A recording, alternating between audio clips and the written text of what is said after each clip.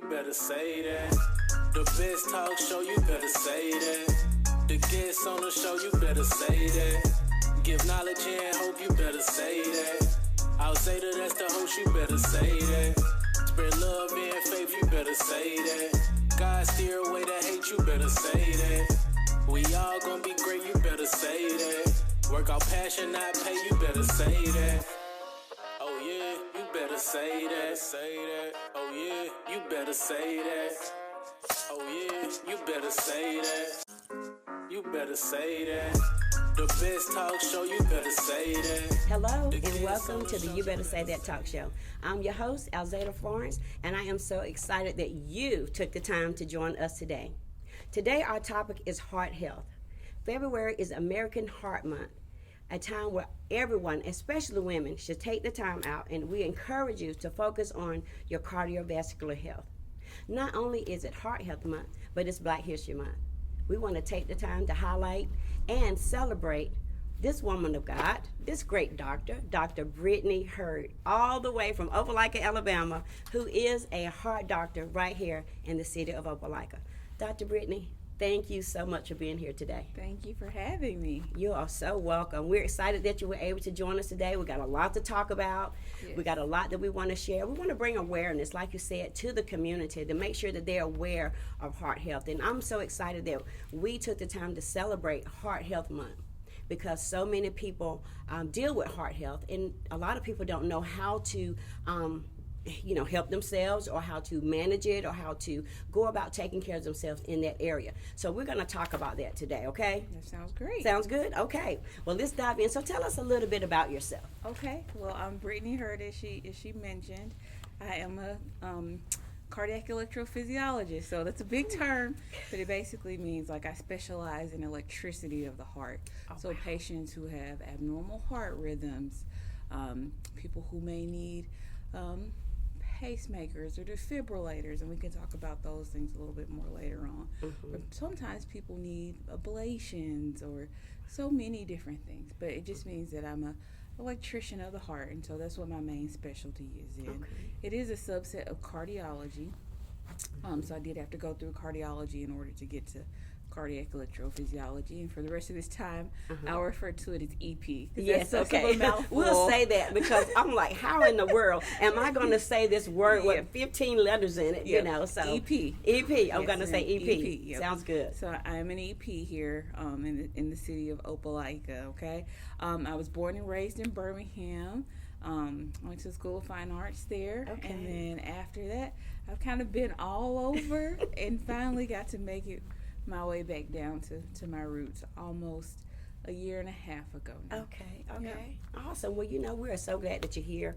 I feel like it's much needed. I know that I had a friend that needed exactly what you are, and I think the last doctor that was here that did EP, he left, and I don't think we had one. So she was excited to know that you were here. Yep. So you're needed in our area. So thank you again for being here. So tell us a little bit about your family, just a little bit, about your family and and who they are. Yep. So I'm currently, Heard.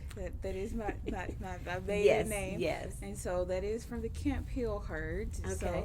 So that is where my clan is based out of originally. Like I said, I grew up in Birmingham, but my grandmother's family and generations past were in Camp Hill. And so some of them are still there. Okay. I'm currently married right now. I'm married to Grant Bund, who's also a plastic surgeon in the area. Very good. And so we actually met in med school. We went to Meharry Medical College in Nashville. We met there and got married shortly after our time there in residency together. Awesome. So he practices here locally as well. Very good, very good. Well, that's exciting because, family is very important. Right. Yes, so, so tell us a little bit about what inspired you to become a doctor. Okay. I can't wait to hear this story. I'm so excited. All right, this is going to be a little bit of a long story. Cut me off if you need to. Okay. So I went to Alabama School of Fine Arts in Birmingham, and it's actually a fine art school, but it also has a math and science portion. And so essentially going to ASA, that's what we call it for short, ASA. Okay. Meant that you focused on a certain major concentration for about 3 hours a day. Wow. Okay. So if you were a dance major, you would have done 3 hours of dance, an hour and a half in the morning, an hour and a half in the afternoon. Wow. Okay. Okay. And so for me, math and science, so an hour and a half in math and an hour and a half additional of science. And so it meant taking some AP classes and really focusing on things, having a lot of projects. And there was one summer where I got involved at University of Alabama at Birmingham at UAB with their School of Engineering. Which allowed me to be exposed to biomedical engineering. Okay. Wow. So one of my first projects was working with heart valve testing. Wow. So sometimes people need artificial heart valves, and you have to test these things to determine how long they're durable for, how long they're going to last. And so you want to test them outside of the body. And so that was my first exposure to cardiology as a 16-year-old. Were you 16? Yep, at UAB. And so I got to learn about pig valves and mechanical heart valves at the time, and it just really sparked something in me. And that exposure, I actually did 2 summers of internships there. The other one was working with artificial hips.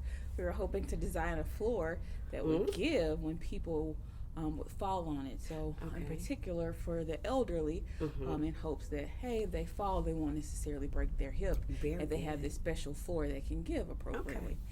And so that was all in biomedical engineering, and I just thought the field was fascinating. It piqued my interest. I love the combination of working with the human body as well as the math aspect of it with the engineering. And so that led me to major in biomedical engineering in undergrad. So I went to Washington University in St. Louis.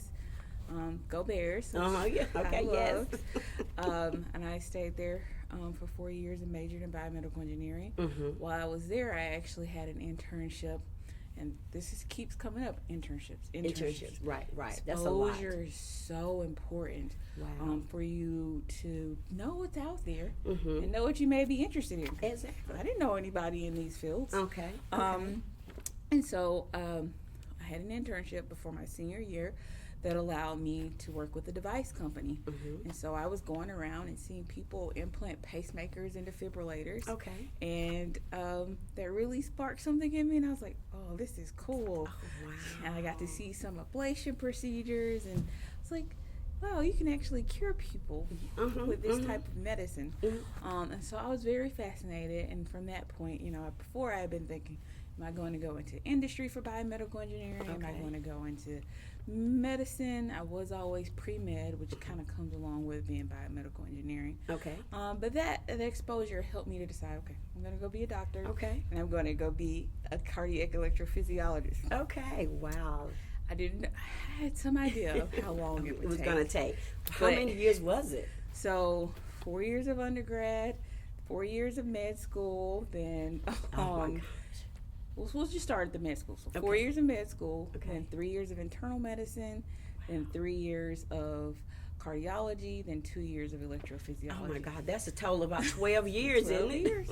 Oh my goodness. 12 years. I think it's important that you get that education because if you're going to be a specialist, if you're going to be a doctor with people's lives in your hand, then I think you need to be well versed and well educated on what you're doing. Because your profession and your goal is to help save someone's life. Well, eventually we are going to pass, but to help you or help people to live as long as they can and be healthy as they can.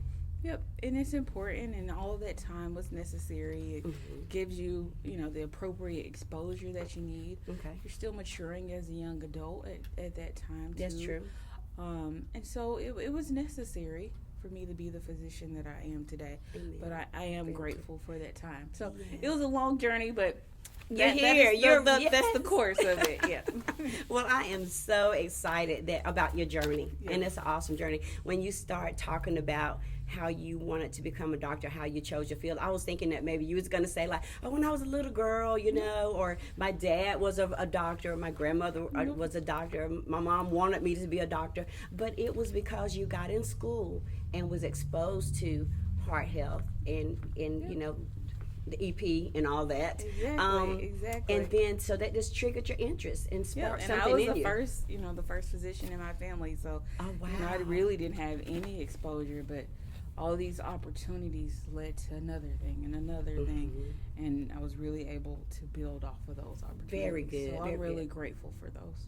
Well, you know what? We're so excited that you're in the area. You Yes, know what ma'am. I'm saying? So, hey, kudos to you, and I am so excited for you. Yeah. You know, you're making history right here in Opelika. So, thank you. Thank you. So, let me ask you this. How important is heart health? Oh, it's extremely important. I think, you know, as I was going through my training, there would be times when I would get emotional because I just felt like there was such a deficit of information in our communities on the importance of heart health. Okay, Yes. Heart health isn't something that you start thinking about when you're 50, when you're 60 or 70. It's really something that we need to be thinking about and programming ourselves and educating ourselves on from a young age, Wow. from childhood, honestly, because Why at such a young age? Because, you know, when we're 16 and 12 and 13, we don't think about heart you health. don't. So, why at such a young Because age? so much of heart disease is preventable. Okay. Okay. When we talk about Heart Health Month, it's because so much of it is preventable. There are some conditions that are not, Sure. but a lot of it is about prevention. Wow, And so that's if you good. have early education about what preventative measures you need to take, Mm-hmm. and you instill those at a young age, Okay. then that matters in the long run because Yes. our habits start when we're kids, right? Exactly. That's true. Yeah. So a lot of it is about prevention. Mm-hmm. And the tenets of that are going to be inclusive of what we eat, Mm-hmm. our diets, Yes. exercise, our daily habits. So prevention is very key.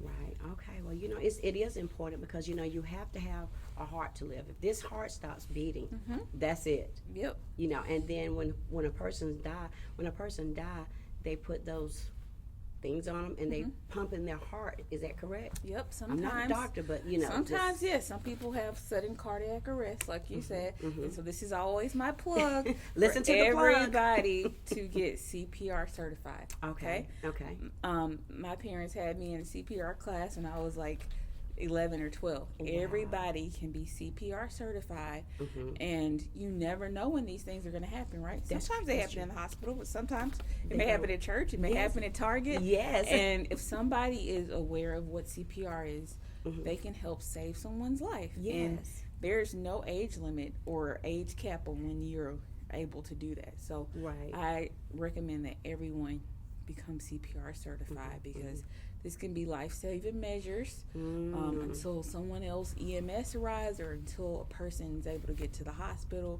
in order to get additional advanced treatment. Right. CPR is a very good tool to know if somebody just kind of passes out and there's nothing going on. Okay? Exactly. Very good. Well, you know, next year, this just came in my spirit. Next year, you talk about awareness, you know, how important awareness is. Next year, maybe coming up to February, maybe we can kind of partner to just do something in the community to just help bring awareness, you know, even if it's just put on something like a seminar or just get out into the community and just, you know, come get these pamphlets, come get this information, you know, just set up somewhere and just invite people to come. You know, we don't want just people to come into the building. Sometimes we need to go out there, you know. So maybe it may be a elderly lady who can't get out, maybe a young teenager who can't drive, you know, but we want to get our awareness out when it comes to our heart health. You know, when you said that heart issues stem from childhood, what we eat, you know, maybe the lack of exercise, you know, some things may be genetic, you know, somebody may have had something to pass down from generation, but it's still important that we jump on it early enough because the medical field is booming now. You know, things are not like it was in 1960 and 20, you know, it's come a mighty long way. There are a lot of correct? options, even if something is genetic or someone has a predisposition to something. There are a lot of options to appropriately treat it. So knowing that, hey, I need to be seeing my primary care physician on a regular basis so that they can be monitoring me for certain things. It's very important to know, hey, after I get 20, I need to be screened for diabetes. My cholesterol needs to be checked. You know, there's several, my blood pressure needs to be checked on an annual basis. These are all very important guidelines. And like I mentioned before, this is something that is very near and dear to my heart. Yes, ma'am. One of my greatest accomplishments, I think, was I had always had this dream of, hey, I want to go on a circuit around, you know, my hometown, educating people. And right before the pandemic hit in February 2020, Heart Month, I had an elective from my cardiology training. And so I spent that time, before things shut down, I spent that time actually going around to schools, elementary schools, middle schools, high schools, you know, educating them on what heart health is, what are prevention measures, you know, asking their questions, because a lot of times young kids, they have so many questions, and if you can just explain things to them on their level, it gives them a better understanding, and they really appreciate it. So answering their questions and also explaining to them what my job is like. I also got the chance to explain to them what other types of jobs are available in the medical community. So not everybody needs to be a doctor, right? So many people don't know that there are more professions out there. So I did that with the school age students, and then I also was able to have seminars with churches and community centers, and even just an open forums throughout the entire month, where I talked about the importance of heart health. I explained certain conditions that you hear of, but you're not quite sure what is this, and it was also just another arena for people to ask questions that they don't, you know, that's another safe space outside of being in their doctor's office. Now, of course, you know, everything is going to be individualized, and you have to talk to your doctor to seek the best care. That's correct. But even just raising awareness and explaining things to people on a level that they can understand was a treat for me to be able to give back. Fulfilling. Don't you feel like it was fulfilling? To be able to give back to my community in that way. And so I love the idea of being able to bring something like that to Opelika and going around and just having open forums and to raise awareness about things. We're going to take a quick commercial break, and we'll be right back. You better say that. The best talk. Hi, I'm Cassandra Schutz, the owner and operator of BLS Studio, a natural hair care salon where I provide services for natural hair, locks, sister locks, micro locks, and all of your natural hair care needs. I'm also the owner and operator of Vivid Elegance, event planning business, where I cater to event planning needs such as baby showers, corporate events, weddings, destination weddings, and all of your event planning needs. My booking information can be found on my social media platforms at IG and Facebook. The names are Vivid Elegance Events and also BLS Studio. Check me out and you won't be disappointed. You better say that.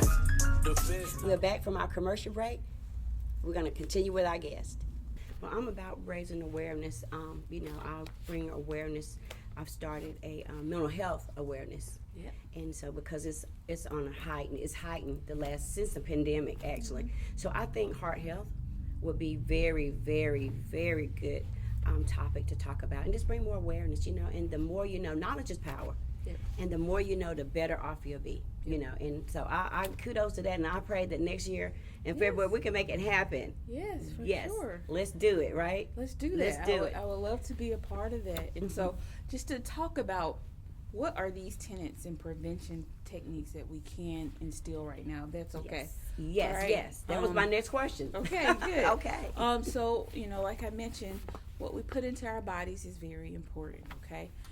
A lot of times we don't realize that some of the things that we're eating can be clogging our arteries up. Like fat back and collard greens, like fat back and ham hocks and stuff like that. Talk about it, doctor. All that grease, you know, it's good, but it's not good for you. Is that correct? It's good, but you know, it can taste good, but those things are not good for you. We say everything in moderation. So when you're thinking about pork and and red meats and beef and things like that. You really want to minimize that to having that no more than 1 to 2 times a week. Okay, that's good. See, that's bringing awareness. That's good information. Yep. Okay, very good. It's also about fast food. Fast food is convenient, but fast food is generally processed. Okay. Yes. And so processed things are going to come with additives. It also means it's going to come with sugar. Did you know that American Heart Association recommends that women have no more than 24 added grams of sugar a day? A day? And men have no more than 36 grams of added sugar a day. Wow. To conceptualize that a little bit better, Okay. One teaspoon of sugar is 4 grams, okay? Okay. So when you Very think good. about it like that, women should have no more than 6 teaspoons of added sugar A day. and then men should have no more than 8 to 9 Oh, wow. teaspoons of added sugar. That's good. So when you look at a Coke can and you see, oh my gosh, this has like 30 grams of sugar, you're going to already be done. Exactly. With your One sugar. Coke. One Coke. You're already done with your added sugar for the day, okay? Added sugar is bad because, Yes, it is. you know, when we were first put on this earth, we didn't have the conveniences of having processed items, okay? Yes. If you wanted something sweet, you had to go work and go pick a strawberry or Yes, pick you an did. orange. An apple or something. An Exactly. apple. Yes. But now, because of our technology, we have compact sugar in Yes. almost everything, okay? And so our bodies are not designed or equipped to deal with that. Oh, that's good. Excess sugar can lead to diabetes, okay? If you have all this extra sugar floating around in your vessels, Wow. that can add to the little cholesterol plaques along your arteries. That's correct. Which can also just increase, just more plaque and lead to more heart disease in terms of blockages, which is bad for you long term, okay? Anytime you have diabetes, we always say that's a heart disease equivalent, okay? So that just kind of makes things worse or increases your risk more. Right. Okay. Right. In terms of meaty foods or fatty foods, things like that, you really have to be mindful of the amount that you eat of that, because again, those cholesterol plaques can just accumulate more and more over time and lead to decreased blood flow in all of your vessels, and everything that affects your heart and your blood vessels in your heart can affect your brain. So that can lead to high blood pressure, strokes, things like that. So all of these things matter, especially in the Black community where we can be more predisposed to things like hypertension, unfortunately. But that's not a death sentence. It's just about knowing, hey, my community or my parents have high blood pressure more often than other people. So let me make sure that I'm getting mine checked on a regular basis. Let me make sure that we're keeping on top of things. If I do have high blood pressure, what can I change to make things better, to decrease it? If I'm overweight, is there anything, how much do I need to exercise? That's correct. Generally, we recommend 150 minutes moderate intensity exercise per week, okay? Doesn't have to be a whole lot. You can get on your Just Dance, you can go walk. You just have to do Zumba, be creative, whatever it is. You just want you to work up enough where you can still have a conversation, but you're a little short of breath. No doubt. That's usually the goal, okay? Yes. And students and kids, we say they should be exercising 60 minutes a day. Oh, wow. So playing outside is necessary. is necessary, or however they're going to play. Yes. But they should be exercising 60 minutes a day. Wow. Okay? And this doesn't have to be like a whole lot of heavy stuff. intensity things. Yes. But we need to be all moving our bodies, because moving our bodies kind of helps get some of that sludge out of us. Yes. Especially out of those vessels in our body. So wow. that's very good. important. Yes. Okay? So we've talked about, knowing your history, which is another important thing, okay? That's really now important. I know people love to say it's in the chart, or the other doctor wrote that down, or it should be in there. But we all have a responsibility to know our own medical history, okay? Very important. Sometimes it can be life or death decisions that are made, and if I don't have the information on the chart, that's not good, right? Yes, that's so right. Either you or someone you advocate that can be an advocate for you should know your history, okay? It's not good enough to say it should be in the heart. in the chart. Okay. We should be aware of what's going on with our bodies. Yes, I agree. And be able to explain it to other people. Very which is important. something that I really like for my patients to know when they come and talk to me. Like, I want you to know and be able to explain your own condition. Yes, yes. Know what's going on in your body. Exactly. So we talked about, knowing your conditions, okay, being responsible for what's going on with your body. We talked about diet a little bit. Yes. Let me talk about that a little bit more. Yes, okay? talk about it a little bit more. So when we go grocery shopping, we like to say, really need to be shopping at the perimeter of the store, okay? Okay. All the processed things are in the center of the store. Oh, get out. So you want fresh fruits. You want veggies, okay? Frozen food section can be good too. Okay. Okay, that's the exception to that. Lean meats, if you're going to eat meat. Sometimes I even recommend, hey, let's consider scaling back on the meat altogether. Okay. Which can be a radical idea for some people and not a radical idea for other people. We're just like, okay, yeah, I don't eat meat, okay? Yeah. But when you talk about the meat, are you talking about scaling back from the red meat and the different meats? Maybe want to focus on chicken, lean meats, fish, chicken, tuna, lean chicken, salmon. fish. Yes, fish should be in your diet at least twice a week. Okay, very good. We want the low mercury fishes, of course. But yes, fish is very good and it has healthy oils in them. Right.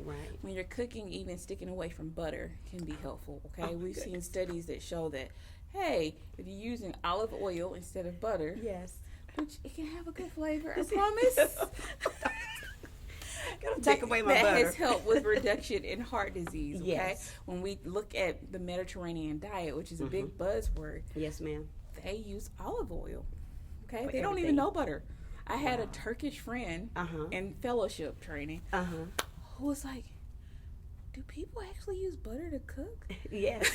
Yes, And I we was do. like, yes. Yes. Yes, I'm from Alabama. They absolutely do. She's like, well, my family's from Turkey, which is in the Mediterranean. Right. And so my mom has only ever used olive oil. Right. And so that was so eye-opening to even me. Yes. I was like, what? I don't never even use heard of butter. that. No. So Wow. replacing things, and this doesn't have to be a drastic step, but this can little by little by little, which is also, it expresses my point earlier that like starting patterns in your kids at a young age is very helpful. Okay, Yes, because the yes. habits that they start now are going to last them a lifetime. Yeah, that's good. That's Yeah. good. That's real good. We're going back to the sugar. Let's Yes. run back to the sugar. Yes, Because I'm a and sugar a addict. good movie. Uh-huh. It's called That Sugar Film. Oh, Okay? get I know out. you can That rent, Sugar rent Film. it on Amazon. Okay. It's really good, and it kind of just highlights how much sugar is in the American diet and how dependent we are on it. It's kind of an addictive substance, is. Honestly. Exactly. And so if you don't do anything else, Uh-huh. just start counting how much added sugars you're intaking, and you will be surprised. And you will see, generally, it is well over that 24 or 36 grams. Oh, no doubt about that. recommended. Yes. Well, I just want to, stop and pause right here and confess that my name is Alzada and I'm a sugar addict. Hey, that's the first step, right? Yes, admitting, admitting that. Yes. Yeah, so I am a sugar addict. Well, I was up until about a month and a half ago, about 2 months ago. I started, cutting back on my sugar. I stopped eating sweets every day, and I became a creature of habit, product of our environment. Because my grandmother, when we grew up, we had something sweet every single day. That was love, and Yes. when we grew up, that was a Yes. way that she showed us. They Appreciation showed us and love. Yes. And there is absolutely nothing wrong with that. But now that we know better, we have to do better. we do better. Yes, ma'am. Okay? I agree. And so what I tell people now, and I don't want to step on the baker's toes, okay? But I tell people, hey, instead of buying the cake, let's have a slice of cake. Yes. You don't need the whole cake in the house, okay? You just get a slice of cake. You want a piece of cake, okay? You eat a piece of cake. That's right. Have at it. And But that'll that's be it. done. That's right. done. It killed that taste. It Yes. satisfied that sweet tooth. Yeah. And now you can move on from it. Well, I just had a birthday, and I had the Happy best. belated birthday. Thank you. Honey, I had the biggest cake. It was a Biscoff cake. Okay. Oh, Dr. Heard. It was good, I know. And I tell you what, I did good. I ate a slice every day. Okay. From Friday, Saturday, and Sunday, and Monday that was it. So I gave it all away. So, but a friend of ours that he lives in Nashville, and his son and my son went to college together. They played college football together, and he was a health. He's doing the health profession, but he came and did a seminar here at our church, and he talked about the sugar. He went shopping with me while he was here, and he says this was coconut oil. He said if anything is over 5 grams of fat, you don't need it. Try to stay under 5 grams of fat. And so then, and what I've been doing lately, and I'll share that with you later, but it has really opened my eyes to changing how I eat, what I eat, and so I'm in exercise, and so I'm doing a lot of things different now. So I appreciate that information and the good health tips that you shared with us today. Anything else you want to share on the tips? Okay, so we talked about sugar, we talked about diet, Exercise. smoking. Ooh, deal with it. You better say that. You better talk about the smoking. Nicotine is very addictive, okay? Now, nicotine and the smoke from smoking, okay, both combined, they give you irritants that your heart can be particularly sensitive to. So I'm going to talk about my EP side of things right now, okay? This can lead to irregular heart rhythms, right? This also aggravates all the sludge and things from our diets that we've eaten, all the animal fat, and just kind of aggravates that more, okay? You can even have like spasms of your arteries. People don't even know that. Really? Yep, that can be That's good something that happens with smoking. And so smoking can be, detrimental to your health in several different aspects. All over, it can lead to heart disease, it can lead to cancers, it can lead to lung disease, and so there's just so many different ways that it's not good for us. Okay? And I know that it can be very hard to stop. Okay, so one of the biggest things I say is, well, we can help little people just not ever start. Okay, Exactly. So let's not smoke around our kids. Okay, the secondhand smoke can predispose your kids to smoking in the future. So not smoking is the biggest one, and if it's something that's very difficult for you, there are different medications that can be prescribed to assist with weaning you off of the habit, as well as nicotine patches. And so that's something you should really talk to your PCP about in terms of the smoking. Okay, so not smoking is huge in terms of minimizing your heart disease risk. Okay? We talked about exercise as well. I kind of highlighted the diet. The Mediterranean, replace that butter with olive oil, minimize the sugars. What else? Knowing what's going on with you and what you're predisposed to, following up with the PCP on a regular basis. Very good. Those are some very, very good health tips, and to help us to be healthier, help us to be and then aware and alert about what's going on in us, because it's sad when you go sit down to the doctor and you don't know anything about yourself, about your health, and so but you brought so much awareness today. And well, tell us just a little bit about what you like most about practicing medicine. What's your the thing that gets you up in the morning and sets you on fire to go to that office and take care of your patients? I think making them aware of what's going on with their bodies, and just giving them insight. I have a lot of patients who come to me and be like, oh, no one's ever explained that to me before, or I didn't know that. So I really like the patient education aspect of things. Like I mentioned before, I just feel like it's very important that people know what's going on with their own body. So I think that's one of the most fulfilling things. And then with my job, there is a curative aspect where you can really change someone's life with some of the either the medications that you prescribe or the prescriptions or the procedures that you do for them. It can really, enhance their life. And when you get that hug from that patient who's like, you made me feel so much better. Like, thank you. Or you're an angel. And it's like, no, I'm just doing my job. I'm just doing my job. But, impacting people in that way. That's good. Through education and actually like improving their quality of life with the care that I provide for them is very fulfilling. Amen. I can see that. If I was a doctor, I would feel that same way. But it makes us as patients feel so good to know that our doctor cares about us. And my next question was, when you think about a doctor, we think about someone who's caring and have passion for helping people. What are your thoughts? What are your thoughts on that? I think that if I have a doctor that I don't feel like is caring enough about me, that don't have a good bedside manner, I'm prone to change doctors and find me someone that I feel like, okay, at least pretend like you care, even if you don't, or, make me feel that way, because I'm here for your help. Yeah. So what are your thoughts on that? I think that's a complicated question. It is very fulfilling to be able to help someone in this field, but it comes with a heavy cost. Yes. It comes with a heavy cost.